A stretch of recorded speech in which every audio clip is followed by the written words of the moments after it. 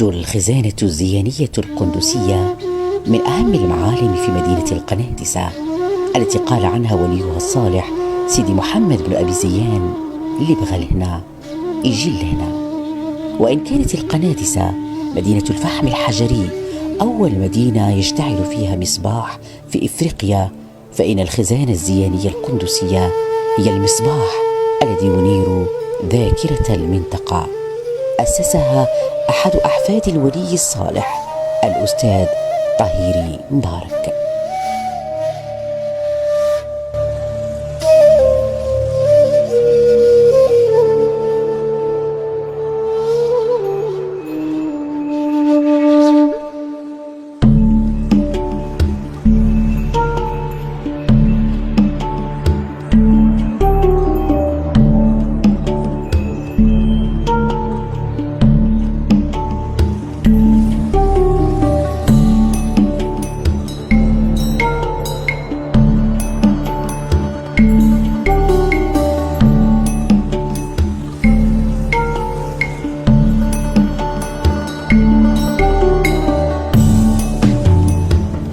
الأستاذ طاهيري مبارك الحامل شهادة مهندس دولة في الهندسة المدنية ومدرس الرياضيات المتقاعد بدأ مشروعه الكبير بمجرد فكرة: أن يحول الجزء الذي ورثه عن جده الولي الصالح سيدي محمد بن أبي زيان في القصر العتيق بمدينة القنادسة إلى خزانة تجمع ما وجده في الزاوية من مخطوطات ومن قطع تاريخية وصور قديمة.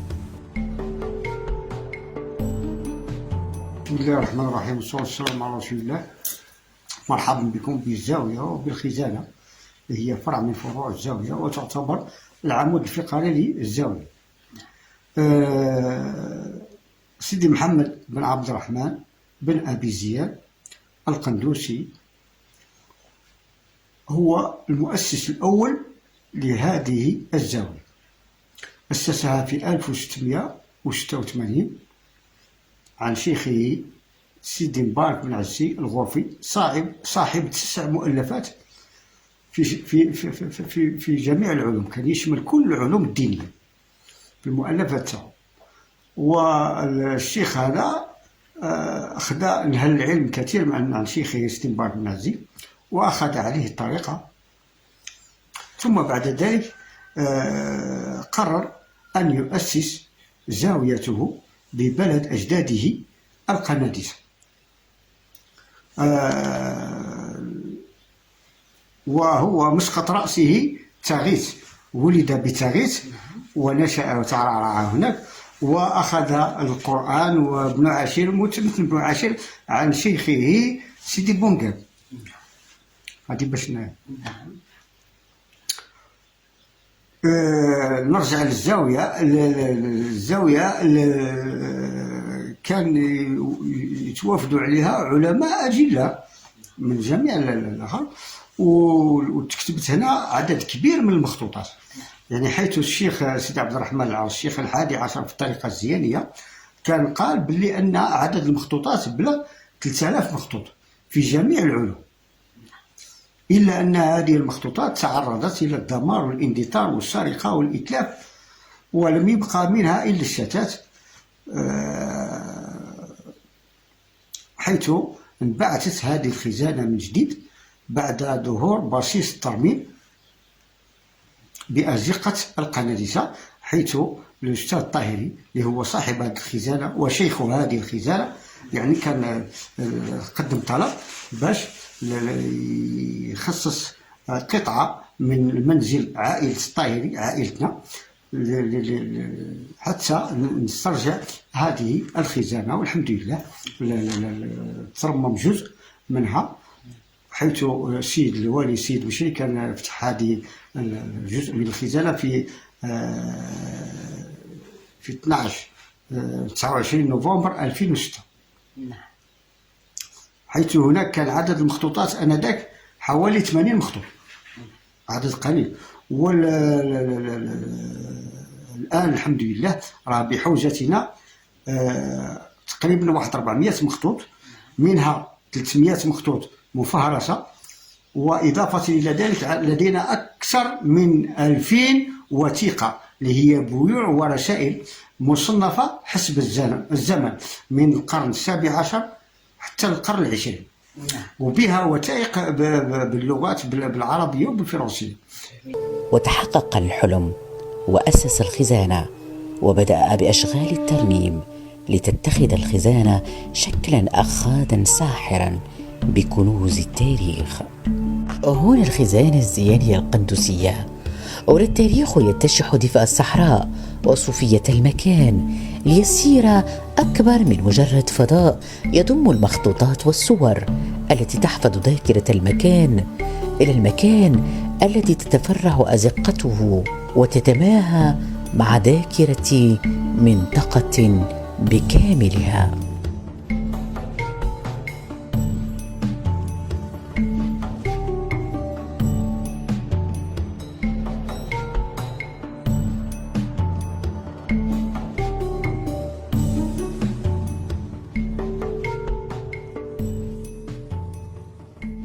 هذا كل خطره نزيدو فيه شويه على حسب الافكار اللي يجيو. هذا تعريف الخزانه وراه مترجم باللغات بالفرنسيه والانجليزيه والاسبانيه ما شاء الله. هذا مرافق الخزانه. هذا الجزء فتحاه السيد الوالي السيد مشري في 2006، والجزء الاخر بدينا العمل فيه في 2015. يعني الخزان قاعه المحاضرات الان راه الاشغال وصلت بها 90%. وقاعة الرقمنة للمخطوطات لم ترمم إلى يومنا هذا، ومع الوزيرة كان وعدتني باش نرموها. وقاعة باقية غير فكرة هذه أنا اقترحتها، وهي مخبر مواد البناء وتقنية البناء والهندسة الطينية. جميل. هذا هو المساحة الإجمالية نتاع الخزانه راه اكثر من 30,000 متر مربع، يعني 3 قطارات.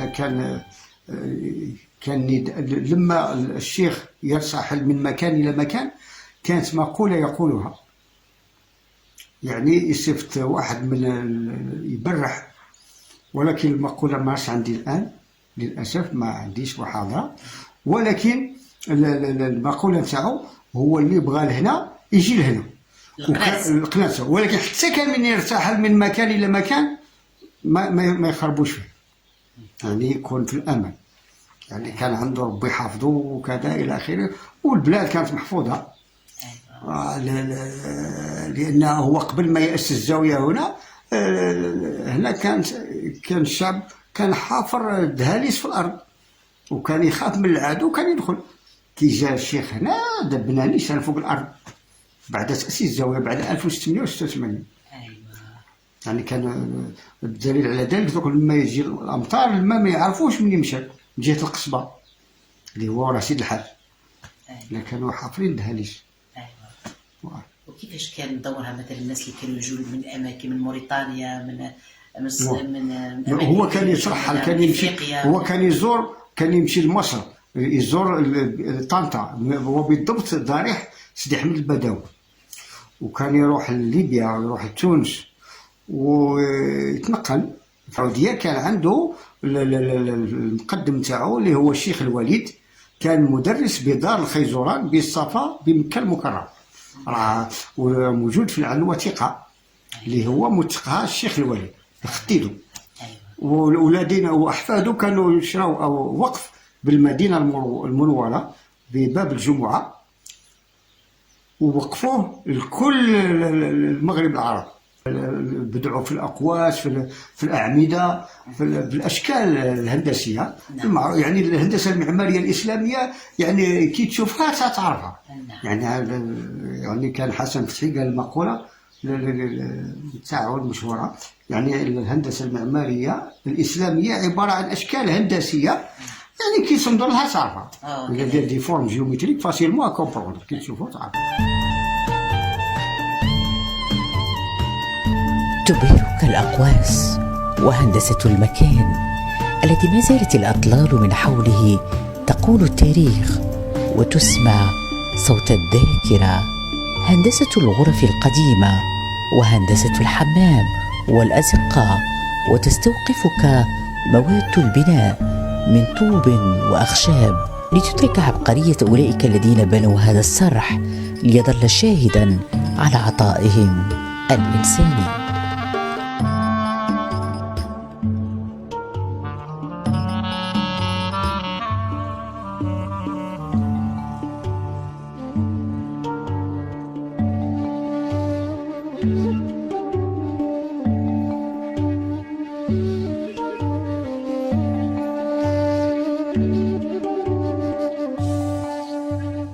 كاع كان يديروا لنا ويشعل هنا كيما هكا، والباب كان منه انا تبعتها، وكان عندها واحد التهويه من هادشي، والبرمه كانت محطوطه هنا. ما شاء الله. هذا السقف مليح تشوفوا فيه.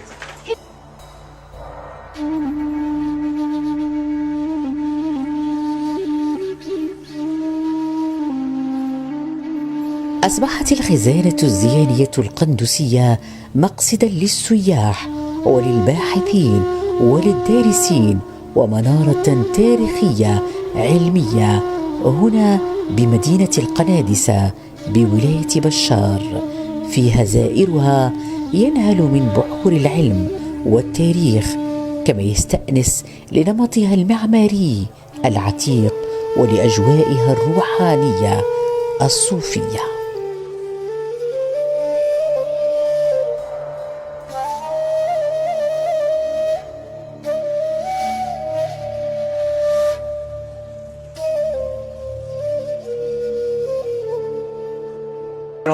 رياضي وباطنها سياسي. ايوه، النضال يعني ضد الاحتلال الفرنسي، ضد الاحتلال الفرنسي. وهذه كان فرقه اولمبيك لاويير دو كيرازا، هادو كانت تاع فرنسا. كانت لواك ولوكا فريقين. وهذا السي محمد بن درويش الله يرحمه، كان هو رئيس الفرقه نتاع الفردة. ايوه الله يرحمه الصالح. وهذا بعد اللي كانوا في الفردة بكري راهم هنا، سي محمد باحو العسلاوي وبيهي.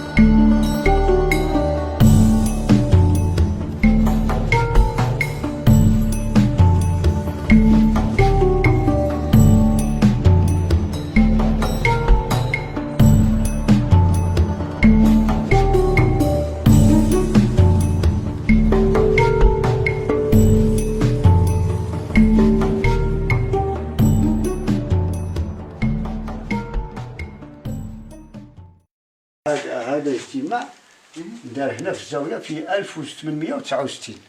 الشيخ اللي كان آنذاك هو الشيخ السابع في الطريقه الزيانيه محمد بن عبد الله.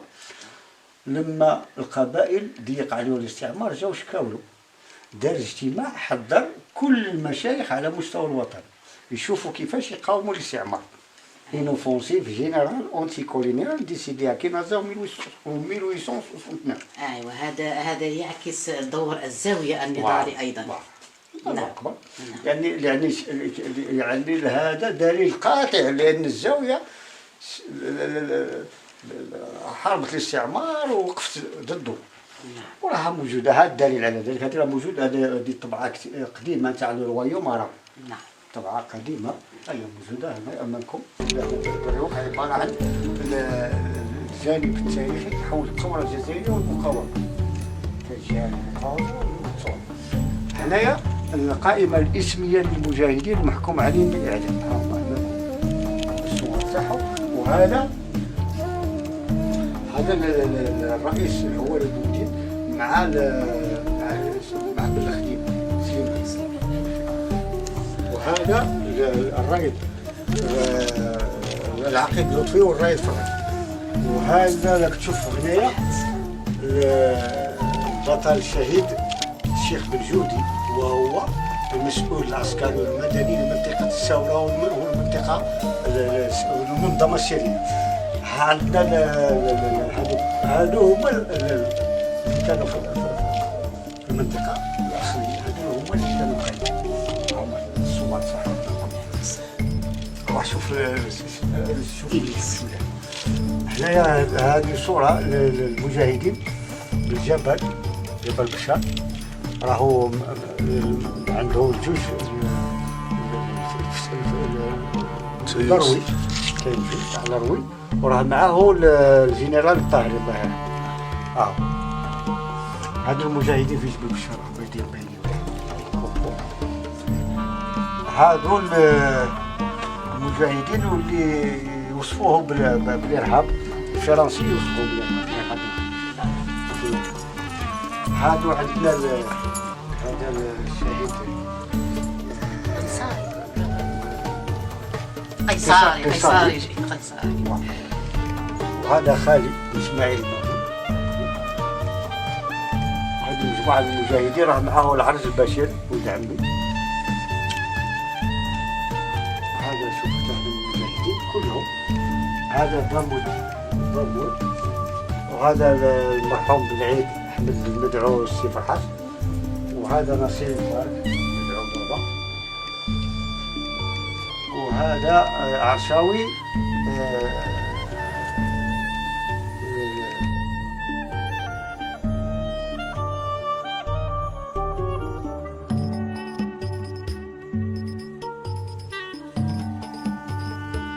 بغا يستقروا في 1903.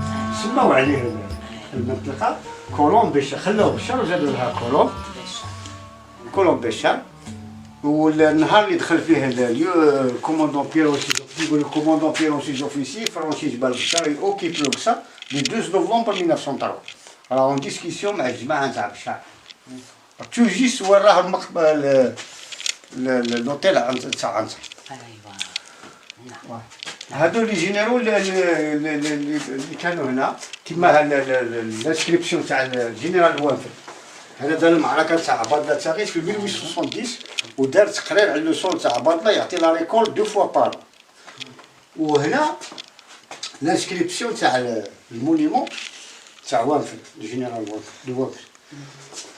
وهادو هذا التاريخ كولوم بشار. هذا الجنرال دو فولون. وهذا الجنرال كلافري. هذا داروا له لومبيسكال في طريق تاغيت. ولو لا داس لو 8/12 من 1928. راه المونيمون في طريق تاغيت موجود. صحيح. وهذا المارشال دو فرونس يوتي. هذا الجنرال لوكلير. هذا طاحت به الطياره. والمونيمون تاعو راه في شمال بشار في منابها حدا بوكايس. كان ماشي لأضرار ثم ليبيا وطاح به الطياره. هذا فريدريك هذا الاكسبلواتور المون زار بشار وقناطة في 1862 ولا 1864. محمد ولد الشيخ اللي هو كاتب وشاعر. صحيح.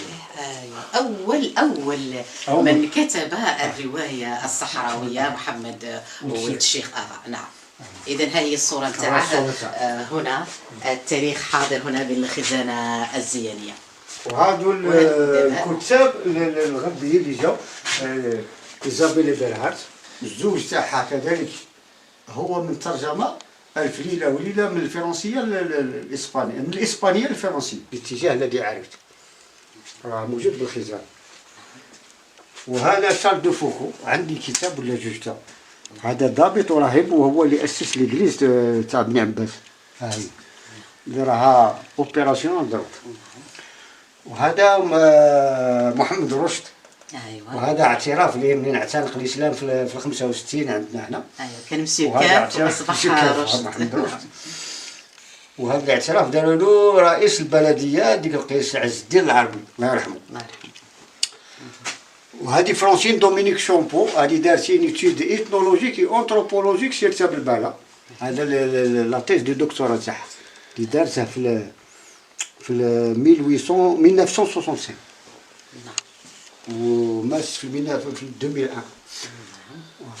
وهذيك روسونسمون تاع القبائل اللي كانوا عندنا في القنادسه في 1896. الدور تاعها هي كانت الزاويه كان فيها كل فروع، يعني كانت فيها المحكمه، كان يعني كان القاضي هنا في داخل الزاويه، يعني الدور تاعو كان دور ديني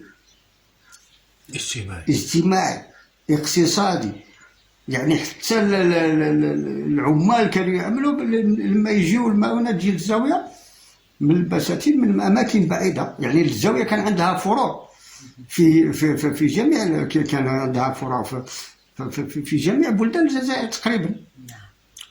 لما تجي المؤونة العمال يعملوا يعني يحملوا القمح ويحملوا يجيبوا الآخر، وكان دور اقتصادي كذلك والاجتماعي والسياسي كذلك. نعم لانه شاركت في النضال ضد الاحتلال الفرنسي. نعم كنا شفنا وثيقه. واش الوثيقه؟ الوثيقه كانت موجوده هنا عندنا اللي هي في الرويوم عربي ان اوفونسيف جينيرال اونتي كولونيال ديسيدي ا كينازا 1869. يعني هنا كان القبائل لما الاستعمار بدا يضيق عليه جاو شكاو لشيخ الزاويه تاع المنطقه تاعنا كامله الى مشريه. هو دار اجتماع على مستوى الوطن حضر فيه كل مشايخ الوطن، كله حضروا يشوفوا كيفاش يقاوموا الاستعمار. النداء نتاعي هنا اولا احنا الاهداف الرئيسيه لهذه الخزانه وهي اننا ننفض الغبار على المخطوط ويخرج النور ويطلعوا عليه الجميع. والنداء نتاعي كل من لديه مخطوط او وثيقه نادره يتقدم يعطينا نسخه الخزانه، لان الخزانه هذه راها عباره عن حاضنه لكل التاريخ تاعنا تاع التراث، وراحنا نربطوا بين التراث المادي اللي هو مخطوط وبناء وهياكل تاع البناء، لان راني مقترح باش يكون داخل الخزانه يكون عندنا قاعه لرقمنه المخطوطات، ورحنا بدينا في رقمنه الهياكل البنايات وحنا نرقموا فيها. ونقترح ايضا مخبر نتاع مواد البناء وتقنيات البناء والهندسه الطينيه ان شاء الله في المستقبل، وتكون الزاويه تنتج الكتب والمؤلفات العلميه اضافه للمؤلفات نتاع الكتاب تاعنا. وهذا يعني راه عندنا كلش يعني نتجوا ايضا كتب علميه ان شاء الله بحول الله. ان شاء الله. شكرا جزيلا لك الاستاذ طاهري على حسن الضيافه وعلى الكرم. نتمنى لك المزيد من التوفيق ومتعك الله بالصحه والعافيه. شكرا جزيلا.